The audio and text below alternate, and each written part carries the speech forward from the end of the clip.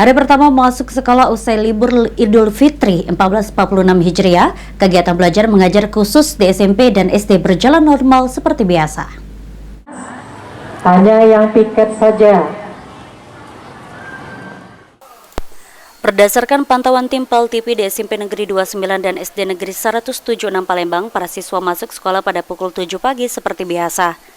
Kepala SMP Negeri 29 Palembang Yulita Des Eka Trijaya mengatakan, kegiatan pertama pasca liburan lebaran yang dilakukan siswa ialah membersihkan lingkungan sekolah terlebih dahulu. Dilanjutkan dengan membaca Al-Quran, kemudian kegiatan belajar seperti biasa.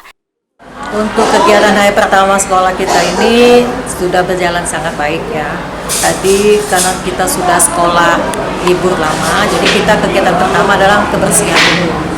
Setelah kebersihan kita lanjut dengan jam 0, kemudian KBM seperti biasa. Berarti untuk KBM setelah langsung seperti biasa ya? Iya, sudah berjalan kita seperti biasa. Jadi kita sudah bukannya tidak belajar ya, sudah langsung belajar tadi. Sementara itu, Kepala SD Negeri 176 Palembang Risnayanti mengatakan, antusias siswa bersekolah cukup tinggi setelah libur panjang. Kegiatan belajar mengajar sudah dimulai, namun tidak maksimal seperti biasanya, agar siswa dapat menyesuaikan diri dengan lingkungan sekolah kembali.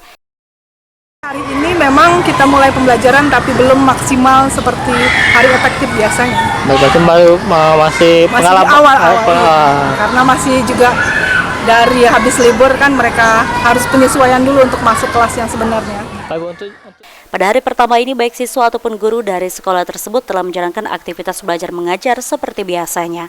Ilham Wahyudi, PAL TV.